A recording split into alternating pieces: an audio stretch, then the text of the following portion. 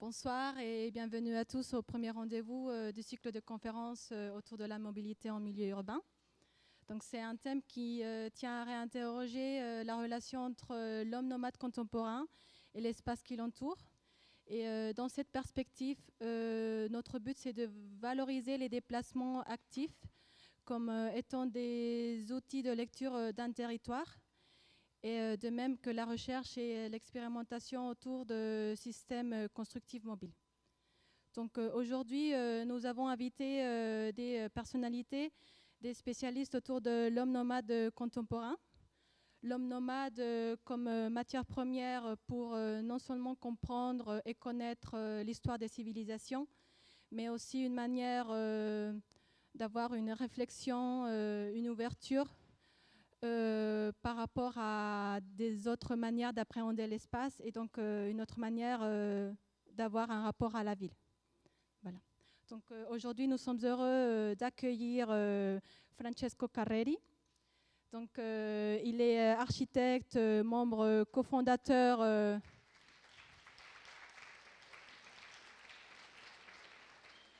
du laboratoire d'art urbain Stalker créé à Rome. Donc, c'est un laboratoire qui a créé un réseau de recherche appelé l'Observatoire Nomade, qui vise à développer une réflexion autour du territoire urbain, notamment dans les espaces délaissés. Voilà. Maintenant, je vais présenter Alexandre Romanes. Donc,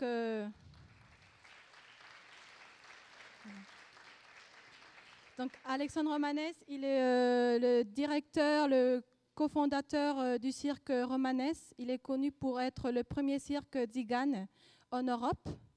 Donc, il est également l'auteur de plusieurs recueils de poèmes de la culture tzigane, notamment un peuple de promeneurs édité en 2011. Et également, il est musicien de musique baroque. Voilà. Et finalement, je vais présenter Stani Cambo du collectif Échelle Inconnue. Donc, c'est un groupe de recherche et de création autour de la ville et des pratiques nomades. Et donc, ces travaux et ces expériences artistiques intègrent et associent des minorités exclues et tout ce qu'on appelle l'invisible de nos villes. Voilà. Maintenant, on va commencer les interventions et je vais laisser la parole à Alexandre Romanes. Merci. Bonjour tout le monde, je m'appelle Alexandre Romanes, j'ai un petit cirque tzigane qui s'appelle Romanes.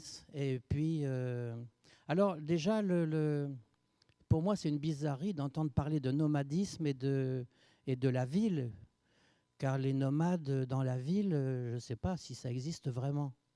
Je crois que, en fait, il faudrait préciser c'est quoi les nomades. Et d'ailleurs, tout le monde sait que nous sommes des voleurs.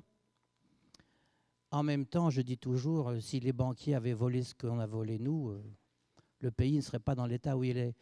En fait, les nomades, ils se mettent sur la vie des nomades, en tout cas pour ce qui nous concerne nous, mais je pense que c'est comme ça un peu partout dans le monde.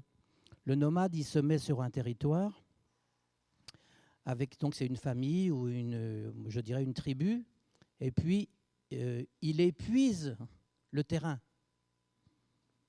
Donc, par des petits boulots ou par le vol, j'ai envie de dire. Et puis, quand le terrain est épuisé, il va en prendre un autre.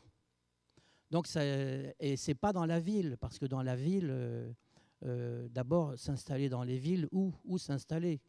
Surtout dans les villes modernes d'aujourd'hui, avec des lois... avec toutes ces lois et toute cette police, la chose est vraiment impossible. Donc le nomadisme, c'est en même temps, donc nous on s'est adapté, on s'est mis à des petits boulots, puisque dans la tradition gitane, tzigane, on ne veut être ni des patrons ni des employés. Donc il faut comment réussir à sortir de cette difficulté qui était d'épuiser un territoire pour aller sur un autre. Donc on s'est mis à faire des petits boulots sans être des patrons ni des employés et ne jamais dépendre essayer de dépendre le moins possible des autorités. Et il s'est passé, en ce qui nous concerne, nous, il s'est passé une chose assez difficile, c'est que, en fait, on vivait dans les bois, on avait des petites caravanes en bois tirées par des chevaux.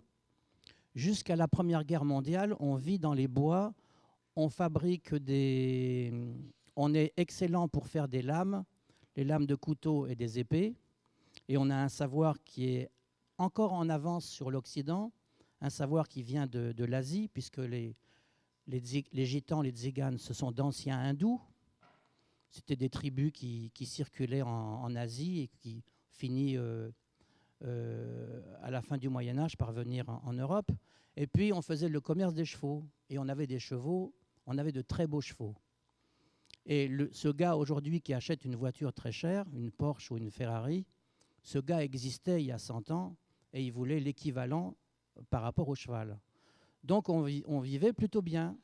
Et puis, après la Première Guerre mondiale, il n'y a plus de lames et il n'y a plus de chevaux. On a remplacé ces deux activités. Et les Français quittent les villes, la campagne, pardon, pour aller dans les villes. Et on a suivi. Et là, c'est le drame parce qu'on ne sait plus quoi faire. Donc, nous, en tant que nomades, on vivait, je dirais, plutôt bien. Et aujourd'hui, eh bien, on est dans une situation tout à fait dramatique. On n'a pas vraiment de solution. Et puis, dans cette tradition, alors, la culture gitane, tzigane, en gros, parce qu'il faut quand même arriver à comprendre un peu pourquoi la vie est devenue vraiment impossible pour nous, c'est que, je vous dirais ce que disait mon père, être gitane, c'est ne pas faire de sport, ne pas le regarder, ne pas suivre la mode, la réussite sociale n'a pas de sens, ne pas être un patron, ne pas être un employé non plus. Après, il ne reste plus grand-chose. Et donc, voilà, nous sommes dans une impasse. Alors, le nomadisme, c'est très bizarre parce que nous, avec nos caravanes, on voyage encore un peu partout en Europe, mais on nous laisse voyager, mais on ne nous laisse pas s'arrêter. C'est-à-dire qu'on ne peut pas s'arrêter plus d'une journée quelque part. Immédiatement, on a la gendarmerie qui vient nous faire partir. Alors, vous, par contre, si vous vivez à Paris et qu'il y a un travail à Londres ou à Marseille ou à je ne sais où, on vous dit, tout le monde vous encourage à y aller. Finalement, on vous pousse au nomadisme. Et puis nous qui sommes des nomades authentiques, on nous interdit le nomadisme. C'est une bizarrerie, mais c'est comme ça. Et alors, avec cette avalanche de lois, eh bien, la liberté, eh bien, il n'y en a plus. Nous qui étions terriblement attachés à notre liberté, nous n'avons plus de liberté entre l'ordinateur et les lois. Donc voilà, je vous ai fait un tableau un peu... Je voudrais vous dire une chose très, très amusante, ce n'est pas du tout une attaque. D'ailleurs, je pense que c'est très exagéré. Peut-être que parmi vous, il y a des gens qui connaissent l'écrivain allemand Ernst Junger, qui est quelqu'un d'absolument remarquable, remarquablement intelligent. Et lui, il dit une chose très amusante sur les architectes. Il dit « Les architectes font plus de dégâts que les guerres ». Je pense que c'est un peu exagéré quand même. Mais c'est rigolo parce que ce type est brillant. C'est amusant de relever ça, quoi. Alors, il y a une chose aussi qui est très bizarre en France, c'est que dès le haut Moyen-Âge, il y a ce qu'on appelle la place du village, l'espace public, c'est-à-dire que tout le monde peut utiliser. Et c'est dans la loi. Et cet espace public n'existe plus. C'est-à-dire que dans la loi, on nous dit qu'on peut, mais toutes les mairies mettent cet espace qui était réservé pour un tas d'activités n'existe plus parce qu'ils vont mettre des arbres, des bancs, des kiosques, enfin, ils vont mettre tout ce qu'ils peuvent Et donc, cet espace qui était souvent réservé au cirque, ou à des fêtes, ou à, je ne sais pas, à un tas de choses, eh bien, on peut dire que toutes les mairies se sont arrangées pour être en contradiction avec la loi, et cet espace public ne l'est plus.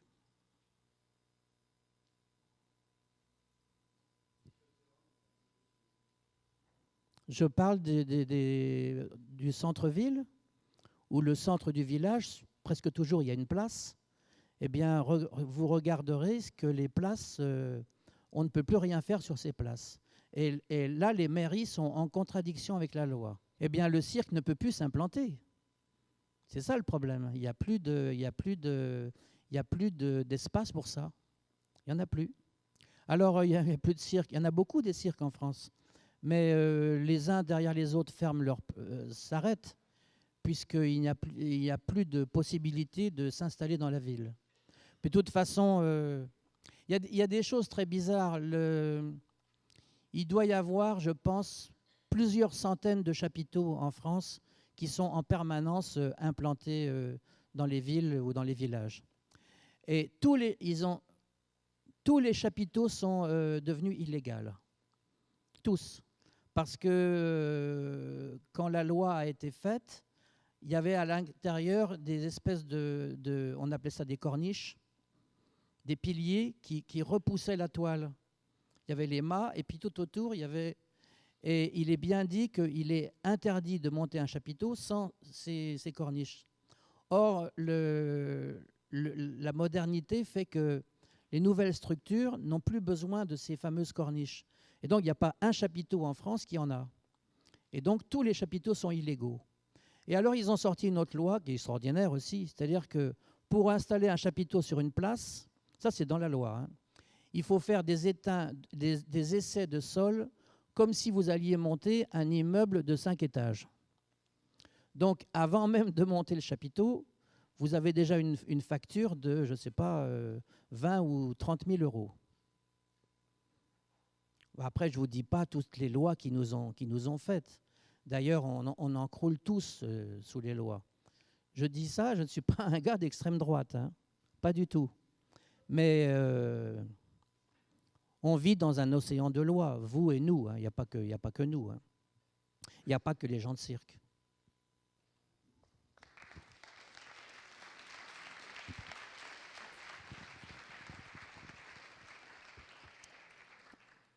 Bon, maintenant, on va laisser la parole à Stani Cambo de Chez l'Inconnu.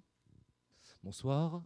Voilà, donc Échelle Inconnue, comme on le disait tout à l'heure, hein, c'est un groupe qui réunit à la fois des architectes, des réalisateurs, des plasticiens, des géographes et aussi des hackers, ce qui est très important pour nous.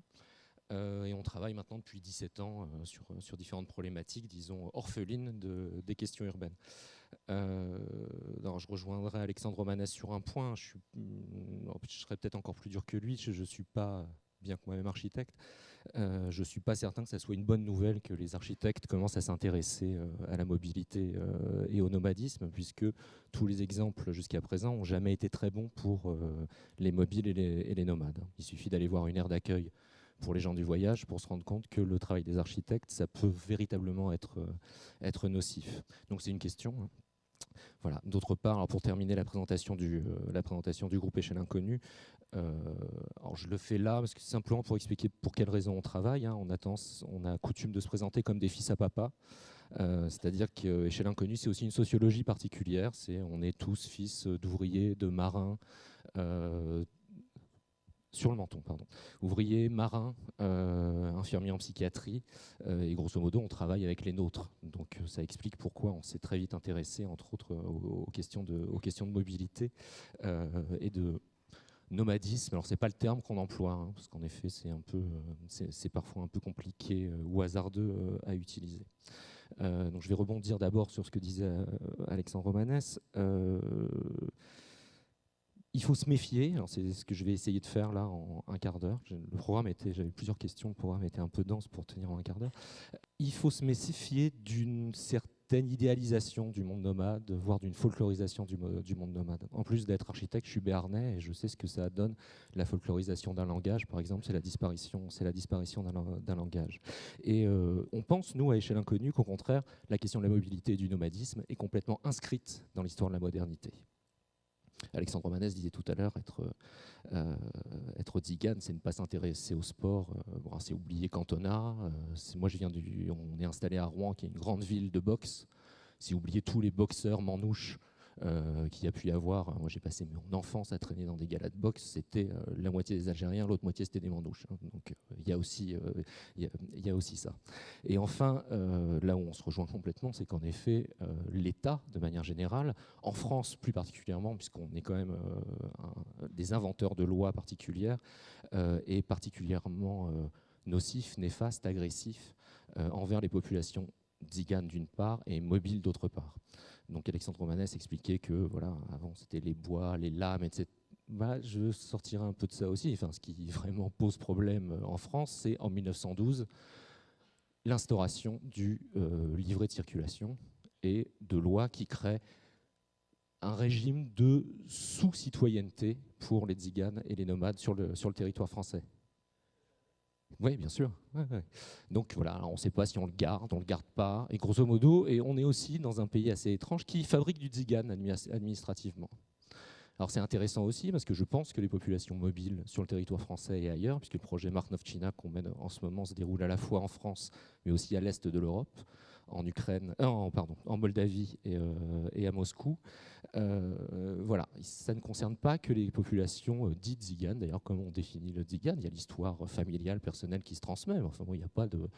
Heureusement, on n'en est pas encore aux examens génétiques on a bien eu des tentations pour le faire. Et ce qui réunit essentiellement l'ensemble de ces populations, c'est en effet la haine que les populations gadgées d'une certaine manière leur portent. Donc il faut se méfier de ça. Il faut se méfier aussi d'une sorte d'orientalisme qui plane sur la question de la mobilité. C'est grosso modo, jusqu'à présent, la représentation colportée par le cinéma, la littérature, les médias, c'était une vision orientale sudiste. C'était Esmeralda, c'était les guitares dans les caravanes, voilà.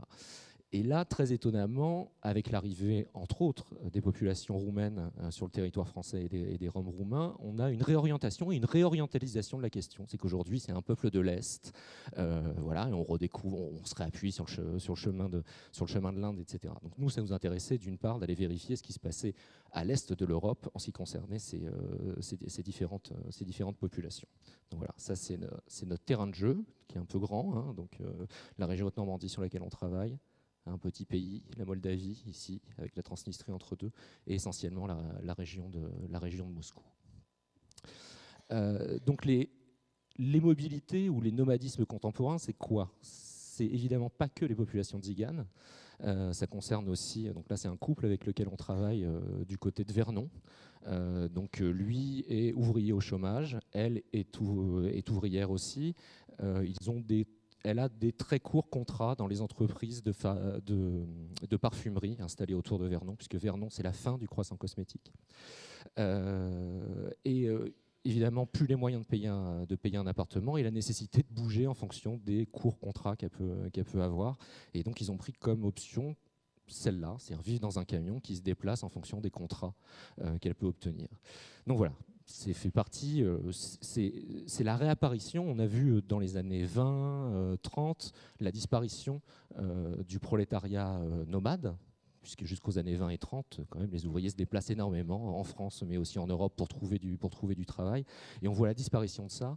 Et à partir des années 2000, et ce qu'on appelle la dérégularisation des entreprises de réseau, enfin, grosso modo, c'est quand on commence à privatiser EDF et la SNCF, et ben on ne fait plus appel aux techniciens qui sont sur place, on fait appel à des entreprises qui viennent de très loin et on voit réapparaître de plus en plus dans le bâtiment, entre autres, énormément d'ouvriers qui viennent vivre au pied du chantier, en caravane, en camping-car, en camion, et qui se déplacent comme ça partout en France.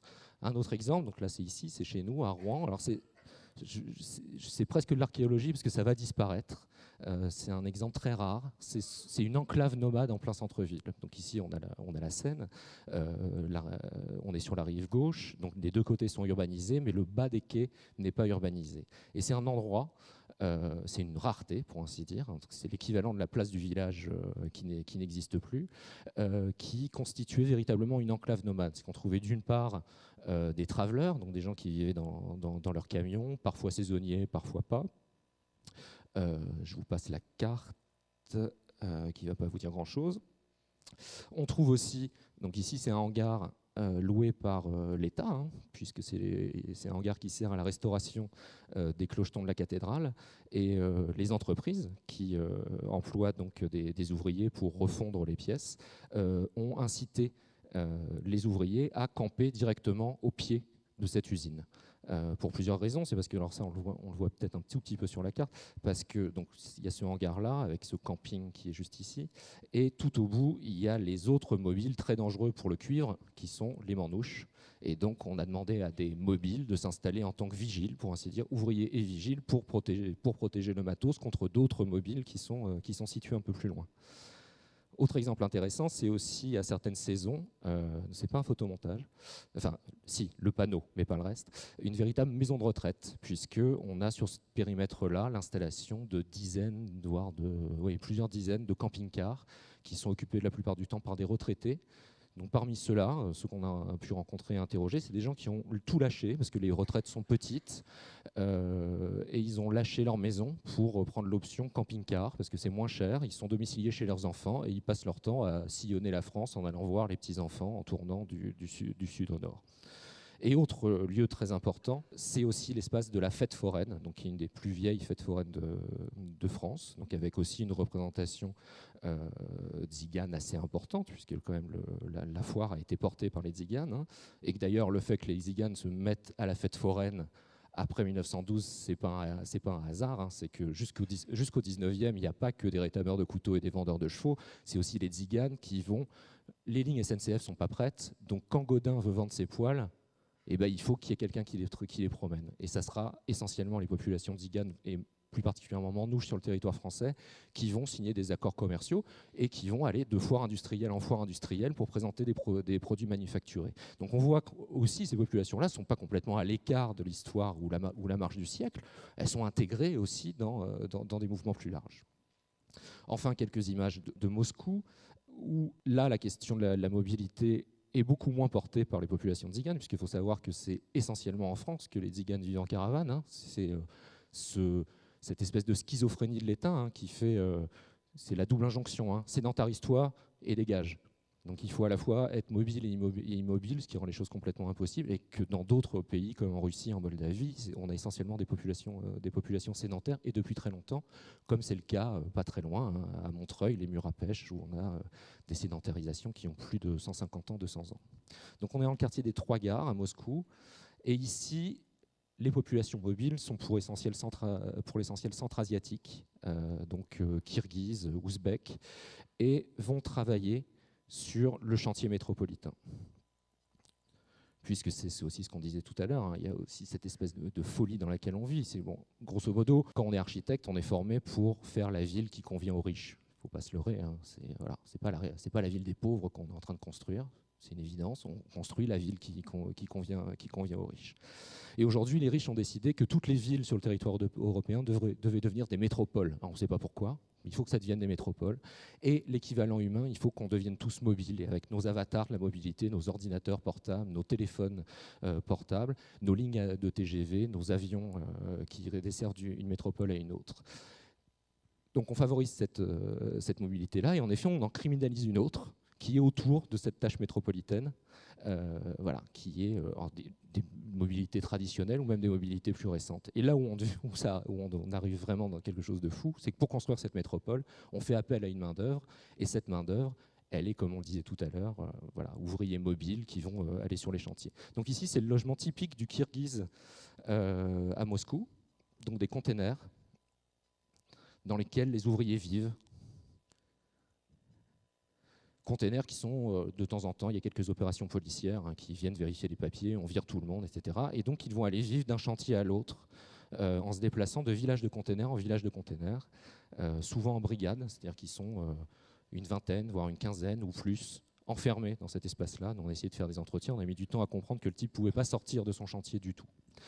Et des gens qui essaient de trouver d'autres alternatives. Donc, ici, c'est Melchior, qui est ouzbek, qui lui nomadise à Moscou depuis 4 ans d'appartement en appartement. Donc ça, c'est aussi des situations qu'on trouve sur le territoire français, hein. D'appartement en appartement, c'est-à-dire qu'il trouve un appartement dans lequel il y a des réfections à faire, il s'installe avec son équipe à l'intérieur, tous les matins à 6 h, il part sur le chantier extérieur qu'on vient de voir, il revient le soir à 18 h et il attaque sa deuxième journée de travail en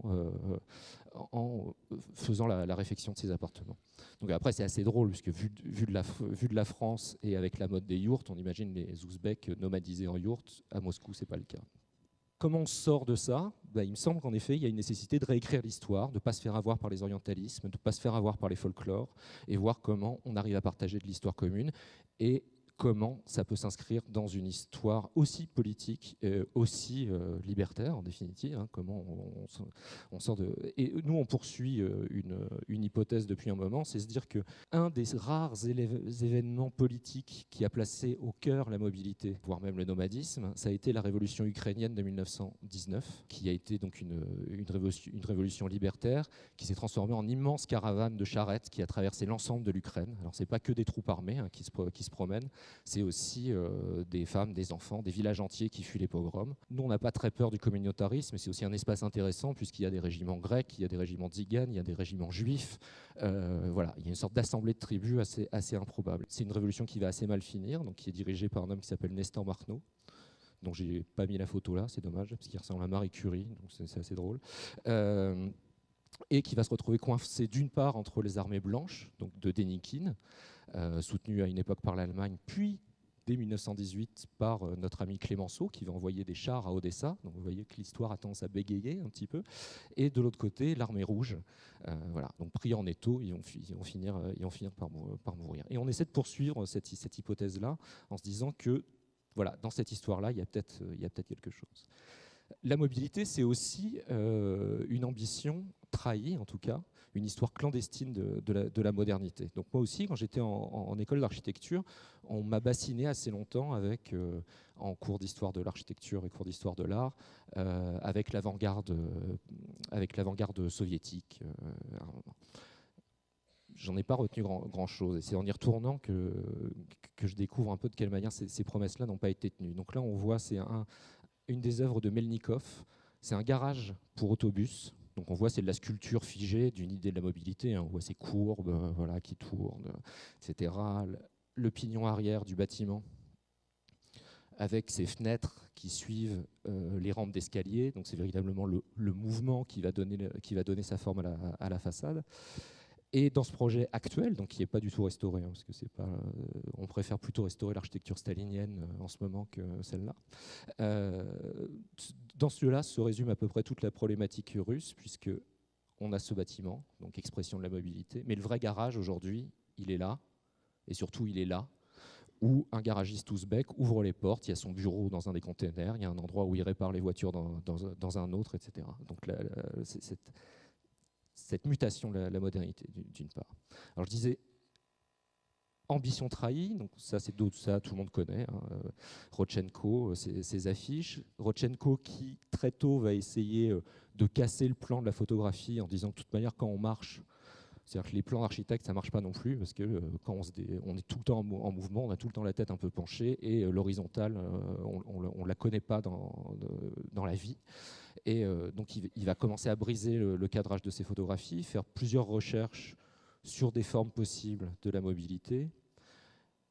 Et surtout, alors ce qui est très intéressant, il va commencer à élaborer aussi des formes d'outillage, d'architecture mobile. Donc ici, c'est une esquisse assez incompréhensible, je vous l'accorde, d'un camion cinéma, donc un camion qui est censé se déplacer et projeter du cinéma à différents endroits. À la même époque, à peu près, hein, on a Dziga Bertov, qui traverse l'Ukraine avec un train cinéma, donc, dans lequel il fait du montage, il fabrique des films, mais il les diffuse au fur et à mesure pendant la guerre civile en Ukraine. Voilà une de ses affiches. Dziga Bertov, qui est aussi l'auteur du premier documentaire sur la ville, hein, qui est L'homme à la caméra, dont on voit une image ici. Et l'homme à caméra, c'est intéressant parce que c'est l'idée de la ville idéale qui est construite uniquement avec des bouts de Kiev et des bouts de Moscou. Aujourd'hui, je trouve que ça fait sens. On est aux alentours de 18, mais alors les grands précurseurs de tout ça, donc là c'est une photo qui est américaine, celle-ci, mais on trouve exactement les mêmes en France jusqu'en 1912, justement, c'est que c'est donc des tziganes qui diffusent du cinéma. Pourquoi ? Parce que jusqu'à 1912, jusqu'à ce que Pathé prenne le monopole, fasse un kidnapping sur le cinéma en France et aussi en Russie d'ailleurs, il n'y a pas d'infrastructure pour diffuser le cinéma. On a tenté de diffuser du cinéma dans des théâtres, il y a eu 2 incendies, plus personne ne voulait rentrer dans un lieu fermé. Donc ça a été essentiellement les tziganes qui, en plus, ont les capacités et la technique pour fabriquer des équipements autonomes qui se déplacent, qui se déplient, qui vont présenter des choses, qui vont diffuser cette nouvelle technologie. Enfin, on est quand même dans de la nouvelle technologie, on n'est pas dans de la lame de couteau, c'est de la nouvelle technologie, c'est high-tech. Ils vont diffuser ça partout, partout sur le territoire français, jusqu'en 1912, qui correspond bizarrement à l'invention du carnet de circulation, c'est-à-dire la criminalisation des tziganes, et aussi au monopole de Pathé qui essaie de tout rafler. Et voilà. Méliès, par exemple, diffuse ses films parce qu'il a un deal avec un entrepreneur forain, Manouche, qui est installé à Montreuil. Donc, d'autres exemples, je passe, ça c'est comment Rodchenko a inventé Ikea. Des choses plus connues. Et toujours dans cette période du début de la Révolution russe, qui est la plus intéressante, parce qu'elle est moins autoritaire, disons, l'exercice de style quasiment nécessaire pour le jeune architecte révolutionnaire, c'est le kiosque. Tout le monde commence à construire des kiosques, des architectures très légères, mobiles, qu'on peut installer à un endroit, parce qu'il faut diffuser de la presse. Donc ça répond aussi à... Il n'y a pas d'équipement, donc il faut le faire. Et donc ça va donner des objets assez étranges. Voilà, ça se termine, ça s'éteint. On revient à de l'urbanisme pur jus, on recadastre les villes russes, on impose une politique urbaine, on quitte complètement ces hypothèses-là. Et il faut attendre en définitive les années 90, qui sont l'époque de la transition soviétique, vous vous souvenez de Yeltsin, donc ce qu'on a vendu comme la libération de la Russie, du joug soviétique, qui a été un marasme mais économique complet, qui a jeté tout le monde dans les rues. Grosso modo, fleurissait dans les années 90, un type le dit, des kiosques et des banques. C'est-à-dire tout le monde s'est retrouvé dans la rue à vendre ce qu'il avait, à commencer à refaire du commerce, alors plus personne n'en faisait. Et en effet, c'est ce qui structure aujourd'hui la ville moscovite, en tout cas, ou la ville moldave. Ce sont ces ensembles de kiosques, donc le Produkti, ce qui est vraiment l'endroit nécessaire si on veut faire ses courses. Et aujourd'hui, les années Poutine voient l'intranquillisation de nouveau de cette forme légère et mobile d'architecture qui correspond à un mauvais souvenir qui est le souvenir de la transition. Donc en 2010, le maire de Moscou a fait détruire 10 000 kiosques. Je sortais d'une station de métro à un moment et je vois un flic en train de jeter des cartons dans une poubelle. Et je me dis, putain, ils sont bien les flics russes, quand ils trouvent des poubelles, ils les rangent. En fait, ce n'était pas tout à fait ça. Il était en train de punir une dangereuse délinquante que je vous présente, qui est là. Voilà, qui à la sortie du métro, en effet, étalait des cartons avec les pots de confiture qu'elle fabrique elle, puisque sa retraite ne lui permet pas de vivre. Et il faut qu'elle installe son étal d'une manière ou d'une autre. Alors on a glissé, vous voyez, de la question de l'habitat à d'autres questions, la question du travail, parce que je pense qu'aussi, quand on parle de mobilité ou de nomadisme, on a toujours tendance à se focaliser sur la question du logement mobile. Or, c'est pas que ça, quoi. Pour vivre mobile, il faut aussi travailler. Donc c'est aussi les espaces dans lesquels on travaille et les formes qu'ils prennent. Je vous passe d'autres exemples. Donc, pour lutter contre l'intranquillisation, là c'est mon camarade Oleg, qui est tatar de Crimée, qui lui a pris comme solution, il s'est dit les kiosques c'est trop dangereux, on risque de... Donc il a fait fabriquer en Ukraine cette voiture qui est un café ambulant avec lequel il se déplace dans tout Moscou.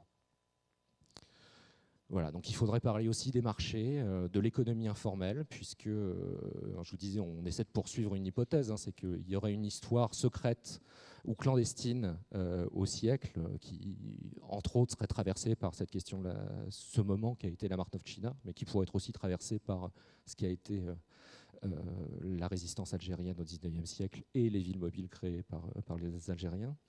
Et au fur et à mesure qu'on travaille, de temps en temps, l'hypothèse s'affirme. Et donc là, ce n'est pas un punk comme nous qui le dit, mais Radaïev, qui est directeur de l'Institut économique de Moscou, qui considère, qui s'est beaucoup intéressé à l'économie informelle et de transition des années 90, et qui dit que, grosso modo, cette économie informelle ou de transition, criminalisée aujourd'hui, donc le kiosque, la mamie avec ses cartons, les marchés type bazar, était potentiellement la troisième voie économique entre économie planifiée soviétique et économie capitaliste, que la Russie a décidé de ne pas prendre, ou en tout cas que cet espace a décidé de ne pas prendre.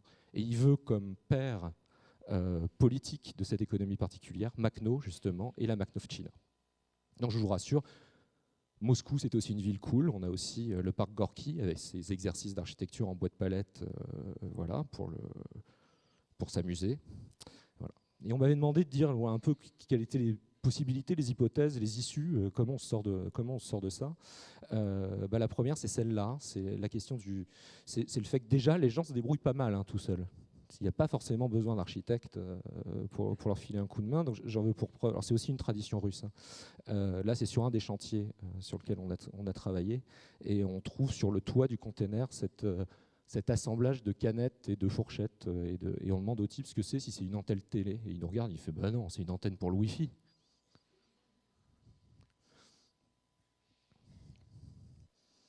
Autre exemple, décoration paysagère. Un autre exemple encore, donc une baraque de chantier. Donc là, ils ont détourné un plot de signalisation pour en faire une réserve d'eau et un robinet. Et donc, je pense que je terminerai là-dessus. Donc, qu'est-ce qu'il faut faire à partir de ça? Donc, ce que je disais, là, c'est il ne faudrait pas parler d'hommes nomades contemporains, mais des mobilités et des nomadismes possibles. Et le fait qu'en effet, c'est des gens qui sont parfois très différents, qui se retrouvent avec les mêmes problèmes. C'est-à-dire que le retraité en camping-car se retrouve aujourd'hui avec des problèmes proches de celui du gens du voyage. C'est la catégorie française qui ne souffre pas le singulier, mais bon, du gens du voyage français. Donc, intranquillisé par les forces de l'ordre de manière générale, pas de place dans la ville, mais simplement parce que le logiciel ville ne peut pas intégrer la question du nomadisme. C'en est en effet de la pure antithèse. Voilà, et que je pense qu'il y a beaucoup d'architectes dans la salle. Quand on est architecte, on est aussi garant d'un certain respect de la loi.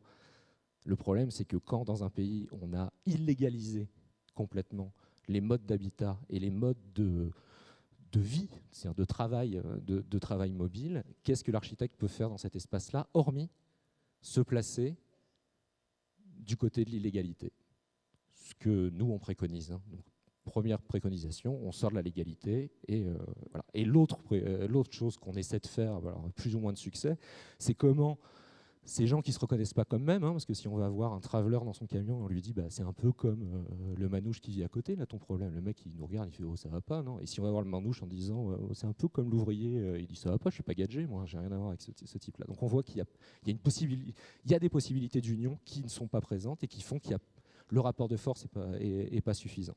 Donc ça, on le fait en essayant de documenter les situations et en fabriquant des courts-films qu'on présente d'un endroit à l'autre et en essayant d'organiser un dialogue comme ça, de cette manière-là, à travers différents objets. Donc ça, c'est un projet qui a beaucoup changé, puisque maintenant c'est un camion, mais qui est notre cinéma forain, qui est actuellement en chantier.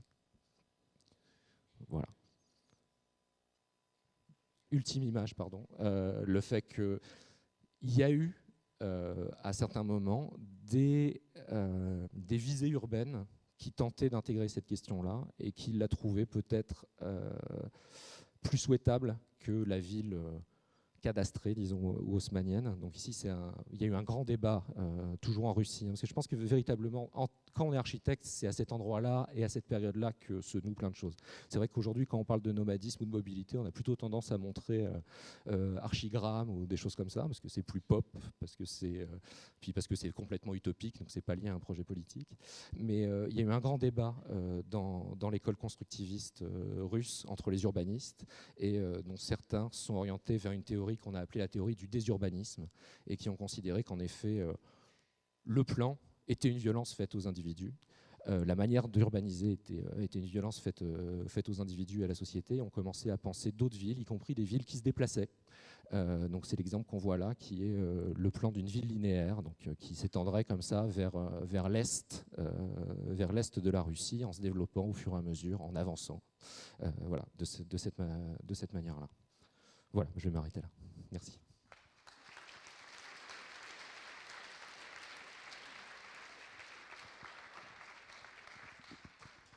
Merci beaucoup, Stali, pour votre intervention. Alexandre Romanès voulait rajouter juste quelques paroles, donc je vais le laisser. Oui. Nous, on pense que, dans les tribus gitanes, on pense que tous les maux de la société viennent de la sédentarisation. Et la sédentarisation, c'est récent, c'est pas très vieux du tout. C'est quoi, 5 ou 6 000 ans? Tous les peuples sont nomades avant. En tout cas, c'est ce qu'on nous dit. J'avais un ami qui s'est passionné pour la Grèce antique. Et il m'a expliqué que le Parthénon, l'église de la Madeleine, enfin l'Assemblée nationale, on voit des piliers et puis on voit un toit. Et il dit une chose simple, lui il disait, apparemment il avait l'air assez sûr de lui, c'est la tente des nomades. Et les Grecs ont reproduit la tente. Alors évidemment, ils l'ont reproduit d'une manière gigantesque, mais les Grecs vivaient sous la tente, et ils ont reproduit la tente. Et ce gars s'est passionné aussi pour les châteaux forts.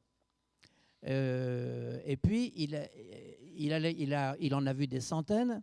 Et ce qui l'étonnait, c'était le donjon, où apparemment la famille vivait dans le donjon.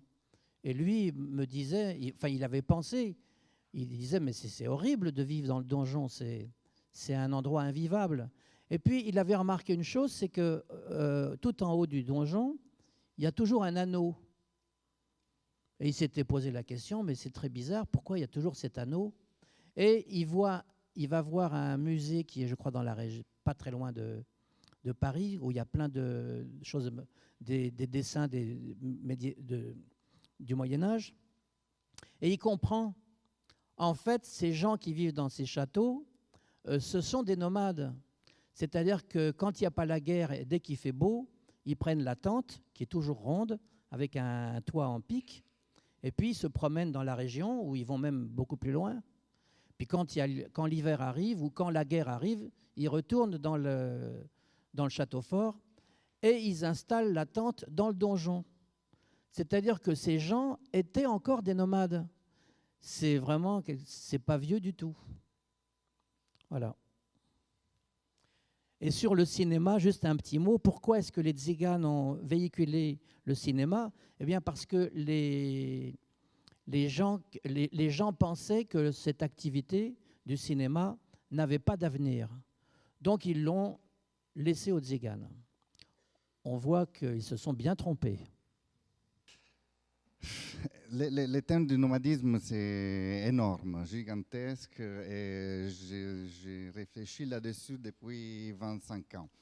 Et je n'ai pas une réponse. Donc, parce que plus on s'interroge, plus on sache, et moins on sache. Je sais pas si... Parce que ça complexifie toujours plus, et la réponse se déplace toujours. Oui, merci Laurent. Donc, je suis Francesco, je fais partie de Stalker, qui est un groupe duquel je ne vais pas parler maintenant. Et donc, je suis là aussi comme laboratoire d'art civique, que c'est une chose qui a démarré après Stalker, mais maintenant Stalker existe encore, je ne sais pas. Autre question qu'on laisse ouverte. Et, disons, je vous présente des choses autant qu'artiste, autant qu'architecte et autant que professeur. Donc, je vous fais un tout petit chose un peu avec je fais les profs, 5 minutes. Et je vous donne des numéros parce que je me suis rendu compte que quand on parle des Roms, etc., personne ne sait vraiment de quoi on parle. 15 millions en Europe, c'est la plus grande minorité européenne, c'est un peuple européen depuis, bon ça c'est les numéros en Italie, c'est rien, 120 000 personnes, et on croit d'avoir une invasion par les Roms. Et à Rome, c'est 10 000, c'est vraiment rien de tout. Et on croit que la métro est pleine de Roms prêts à voler tout, et qui sont en train de faire la guerre à notre civilisation. Quand on a la mafia, que peut-être vous connaissez, c'est quelque chose un peu plus dangereux, de 4 gamins qui viennent voler.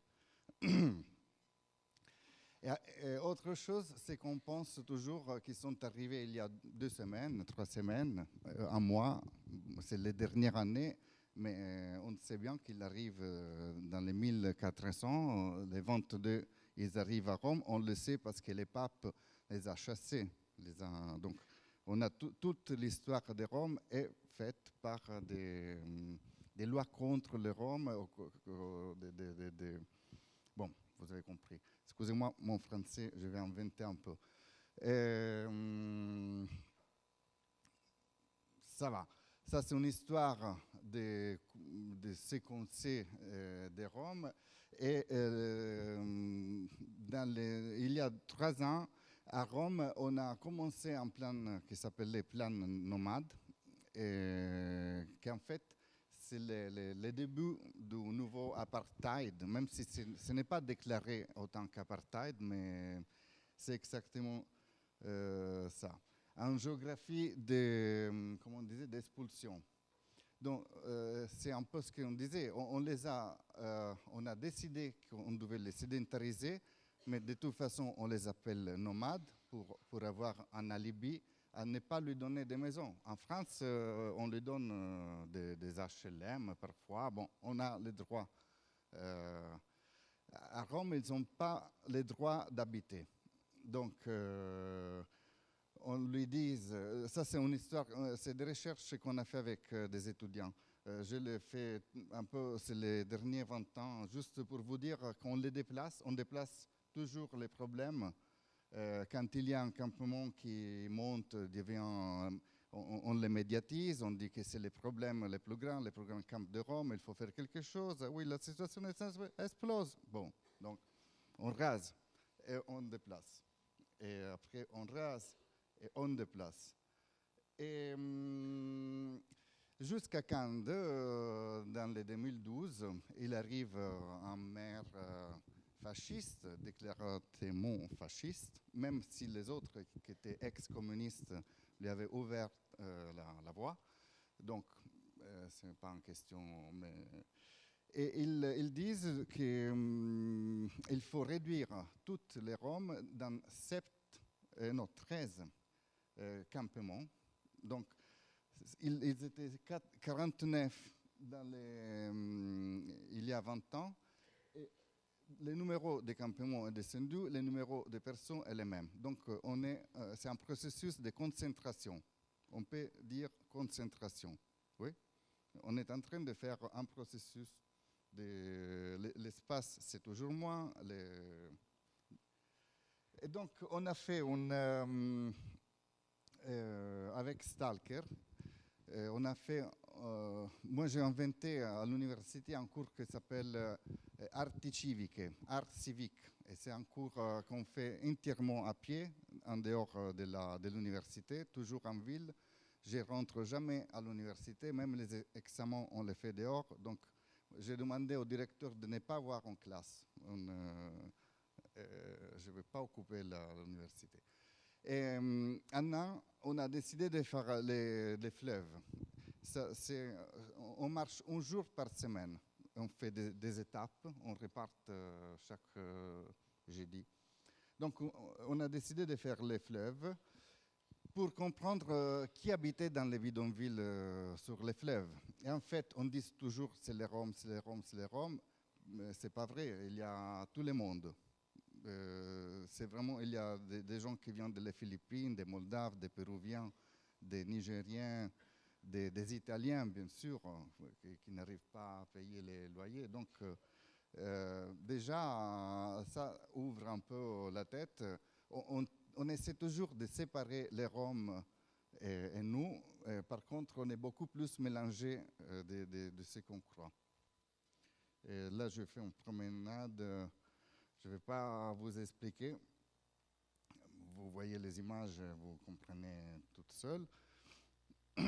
Là, par exemple, c'est intéressant parce que les câbles sont accrochés à un centre pour les vieux, comme on dit, les personnes âgées, qui lui avaient donné l'eau et l'électricité. Donc, il y a aussi des... Vous m'écoutez? Non. Maintenant, oui. Mais avant, vous avez entendu quelque chose? Toi, oui. Dites-moi, hein, c'est pas la peine de faire un spectacle mute. Ok. Voilà. À un moment donné, on est tombé sur ça. Ça, c'est le camp de concentration qu'a fait les maires de gauche. C'est 1000 personnes sans de l'eau potable, et à 25 km du centre, à 5 km de la première fontaine avec l'eau, et dans des conteneurs de 24 mètres carrés. On lui donne un deuxième conteneur quand la famille dépasse 6 personnes. Donc 24 divisé par 6, ça fait 4. On est d'accord? 4 mètres carrés à personne. Et la loi, quand il y a un tremblement de terre, un tsunami, utilise 5. Donc, dans les cas d'émergence, on a 5 mètres carrés à personne. La loi en Italie, c'est 17, le normal, le standard. À un moment donné, on a décidé de faire un workshop international avec l'Université de Belgrade et de... Merci. et de Delft. On a loué 9 campers, comment ça s'appelle, roulottes mobiles, bon, ça va, c'est là. Et on a décidé d'aller visiter et dormir, partager les journées avec des différents campements de Rome à Rome. Et après, on est allé, ça c'était quand on s'est réveillé, on est allé voir, on a demandé les adresses d'où ils venaient de la Serbie. Et on est allé voir où ils vivaient avant des bidonvilles. Et on a trouvé des maisons complètement normales. Ils étaient des familles élargies, on dit comme ça, bon, agrandies, c'est-à-dire plusieurs dans les mêmes quartiers, mais ce n'était pas tous dans un campement, c'était mélangé avec les juifs, les musulmans, les orthodoxes, vous savez, ça s'appelle les mahallas dans les Balkans. C'est la ville multiculturelle. Bon, là, c'est des exercices faits avec les... Ah, je me suis trompé des trucs, là.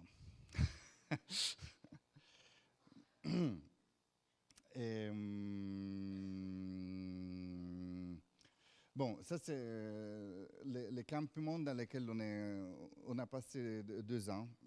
Et c'est le Casilino 900. C'est en balkanisation, disons, la carte de campement, c'est le miroir, disons, des Balkans, c'est-à-dire c'était différentes nationalités qui sont arrivées et se sont installées dans des mahallas différents dans les camps. On a commencé à comprendre comment ils construisaient les baraques, et combien ils coûtaient, qui avait construit les meilleures baraques. Et à peu, on a eu cette idée de faire une baraque avec eux. Le nom, c'est Savorengo Cer, et ça veut dire la maison de tout le monde. Et, en fait, on a demandé à l'université de nous donner de l'argent. Ils avaient 8 000 €. Donc, on a dit au Rome, à nos amis, qu'on avait 8 000 € et de montrer ce qu'ils savaient faire avec 8 000 €. Et un conteneur coûte 22 000. C'est 24 mètres carrés. Et avec 8 000 €, ils ont fait une maison de 2 étages de 72 mètres carrés. Et l'épaisseur d'un conteneur est 2 mm, et là, c'était 20 cm. Le conteneur, c'est quelque chose qu'on ne peut pas extendre, on ne peut pas modifier. Et là, c'est du bois, donc on peut... La question, c'était de faire une baraque. Ça vous dit baraque? Oui? Je dois faire ça.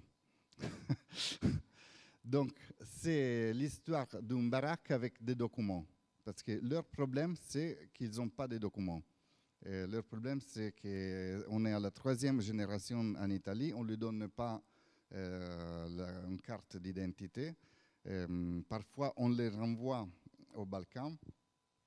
Et, les containers n'ont pas ce qu'on appelle habitabilité. Je sais pas, on ne peut pas mettre les numéros civiques. Ce n'est pas une maison, c'est de rien. Et les baraques non plus. Donc, on voulait faire quelque chose qui était à norme, dans la normative urbanistique. Vous m'entendez? Oui.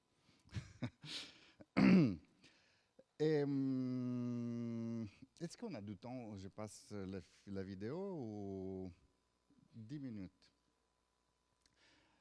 Si on a le temps, après, je vous montre la vidéo. Parce que, bon, ça c'est un peu le processus. On a mis un mois pour la faire. Et eux, ils savaient quoi faire. Nous, on essayait d'interagir, mais ils voulaient démontrer tout ce qu'ils savaient faire. Donc, ils ont fait tout et n'importe quoi. L'architecture vraiment contemporaine, au-delà de contemporaine. Ce n'était pas la forme, le problème. Le problème, c'était la relation qu'on construisait dans les chantiers. Donc,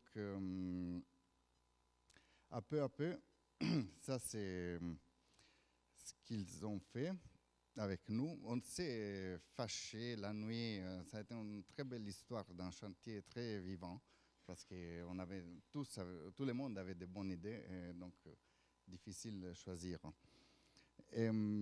C'était la folie pure. Si vous tapez Savorengo Chair sur Vimeo, il y a toute la vidéo, tous les films, c'est 50 minutes. Non, et après j'ai un résumé ici de 9, les trailers. Mais c'est un très beau film, et c'est un film un peu triste, parce que ça c'est la fin. Et quelqu'un l'a brûlé. Je voudrais bien vous expliquer toute l'histoire, mais disons, pourquoi a été brûlé? Qui l'a brûlé, ce n'est pas trop important, mais pourquoi? C'est vraiment parce que c'est une maison faite pour les Roms. Alors, tout le monde disait, mais Stalker, c'est un groupe d'artistes, un collectif nomade, etc. Il n'a jamais construit une maison, et maintenant il fait une maison pour les nomades. Mais qu'est-ce que c'est cette histoire? Non, c'est plein de contradictions, en fait. Et en fait, je les regarde plus comme que ce n'est pas un prototype. Même si je vous ai raconté cette histoire comme si c'était un prototype habitatif qu'on peut refaire, non? Mais c'était plutôt un manifeste artistique, c'est un objet capable de dire un slogan, que c'est le slogan qu'aujourd'hui ils disent les Roms à Rome dans les années 2010. Parce qu'en plus, je crois qu'ils, comme nous, ils changent la culture comme nous. Donc, je ne sais pas si vous êtes nomade, vous êtes plus nomade, vous avez été nomade, vous êtes été forcé à être nomade. Et si vous voulez l'être après, dans le futur, ou quoi. Je sais qu'à Rome, dans les 2012, ils disaient « Nous sommes des Roms. Nous, on n'est pas des nomades, on veut habiter dans des maisons. » Ça, c'est politiquement, ils revendiquent ça. C'est les slogans qu'ils disent dans les manifestations. Et pas ça, mais la maison construite, c'était construire tridimensionnellement cette manifeste des nomades dans ces moments. Donc, il habitait dans les campements depuis 40 ans. dans des baraques, mais une fois qu'ils ont construit une vraie maison, ils ont rasé les campements. Parce qu'on peut accepter qu'ils vivent dans des caravanes de façon nomade, disons, mais s'ils s'installent, nous, les sédentaires, on ne peut pas les supporter. C'est trop fort. C'était une provocation trop forte. Merci. Donc la réponse, on ne l'a pas eue. L'habitant, si la baraque est à Savorengo-Cher, comme l'habitant de la baraque est à qui? Qui est l'habitant d'une maison qui peut avoir les numéros, qui tu peux mettre l'adresse sur ton papier d'identité et tu peux avoir la liberté de construire ta maison. C'est une réponse que notre société ne veut pas donner. Le Casilino 900 a été rasé et dispersé en différents campements de nouvelles générations. On les appelait les villaggi della solidarietà. Vous comprenez? Les villages de la solidarité. On est très bon avec eux. Et c'est ça, en fait. C'est des camps de concentration. Déjà, il existait. On les a implémentés. Maintenant, on a mis des grillages de 8 mètres, des grilles, avec des caméras qui les regardent. Et, on paye une vigilance, des gardiens armés 24 heures sur 24, 7 donc c'est beaucoup d'argent aussi. Et on leur a donné une carte comme un bancomat, avec une puce et un code à barre sur lequel on a toutes les informations qui ne sont pas dans votre carte d'identité. C'est combien des enfants ils ont, s'ils vont à l'école, si tu as les précédents des prisons, de toi, de ta famille, de tout ça. Et comment on les appelle? On a un nom. C'est un camp de concentration ou quoi? Qu'est-ce que c'est ça? On a concentré une ethnie seule, parce qu'avant Auschwitz, c'était plus joli. Hein? Il y avait les communistes, les anarchistes, les juifs, il y avait beaucoup de monde. Là, c'est que de Rome, 4-5 minutes. Donc, c'est des camps de concentration mono-ethniques. Okay? Il n'y a qu'une ethnie, différentes nationalités. Et c'est dommage de le dire, mais nous, les Italiens, on est toujours à l'avant-garde du pire. Mussolini existait avant de Hitler. Vous savez ça, Hitler était un fan de Mussolini. Donc, si en Europe, on a créé ça, et on est tous dans l'Europe, c'est quelque chose qu'il faut faire attention aussi en France. Je ne suis jamais allé en France voir les camps, comment ça s'appelle, des concentrations. Bon, oui, je ne sais pas s'ils ont le même système. Mais de toute façon, vous savez, les gitans, les roms, les tziganes, les zingari, comme on veut les appeler, il y en a 500 000 qui sont censés dans les registres des nazis dans les camps de concentration. C'est 6 millions de juifs et 500 000 de gitans. Mais en vérité, après la guerre, il y avait il manquait 2 millions de gitans parce qu'on les tuait directement dans les camps. Donc 6 millions et 2 millions. Et quand il y a eu le processus de Nuremberg, on a appelé tout le monde, tous les États, tous les juifs, bien sûr, les anarchistes aussi. Et on n'a jamais appelé un gitan de venir à témoigner le fait qu'ils ont été génocidés dans les camps de concentration. Ça, on n'a jamais demandé excuse. L'Europe n'a jamais demandé une excuse publique aux Roms. Bon, j'ai dit gitan, mais on ne sait jamais comment faire. Oui, après on en parle. nous, on ne peut pas dire nomade. On a fait, on ne peut pas dire zingari, qui c'est le gitan. Et ici, on peut dire zigan. Mais pour moi, zigan, c'est zingari. Donc, ça va, on en parle.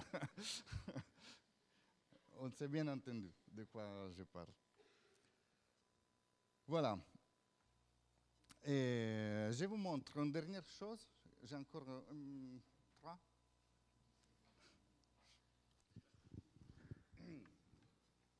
Qui n'est pas la vidéo, mais c'est une chose qu'on a fait.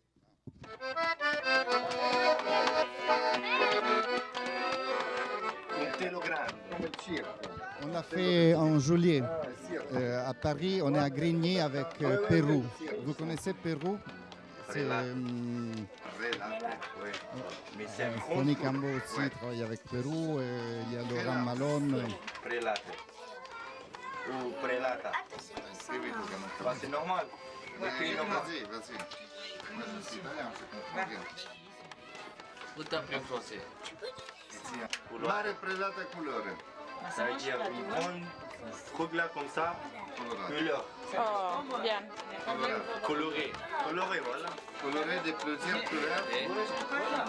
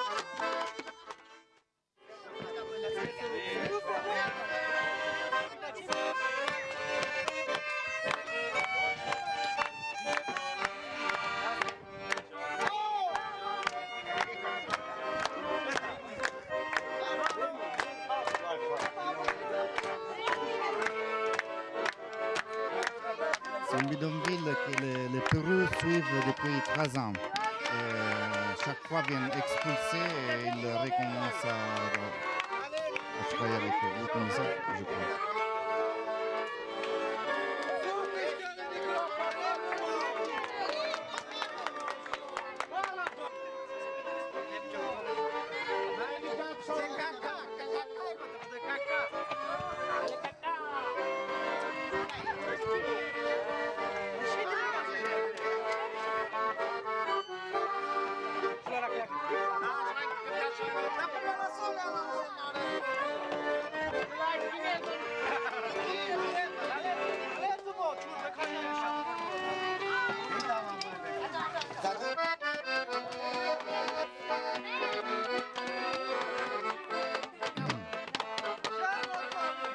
Vous aurez compris, l'idée c'est de ramasser des morceaux de toile pour faire un chapiteau.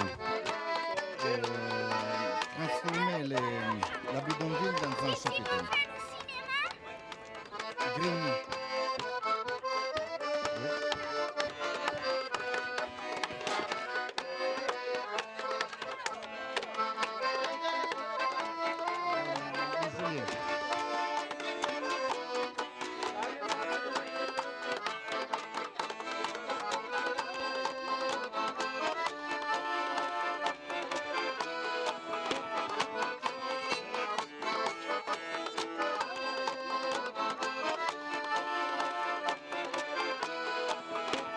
Sébastien Thierry.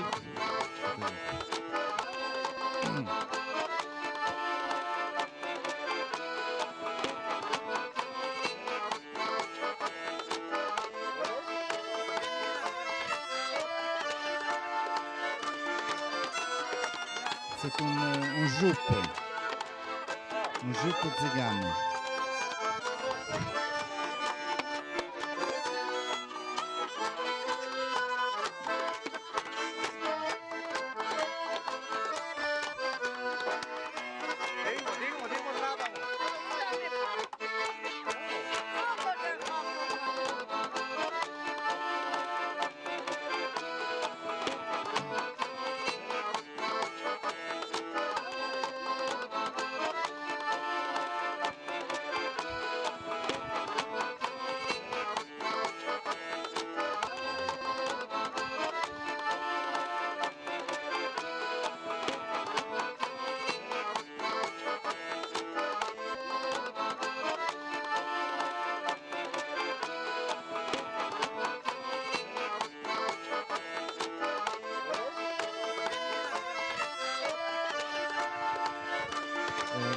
les images, les photos sont de Laurent Malone qui est dans la salle.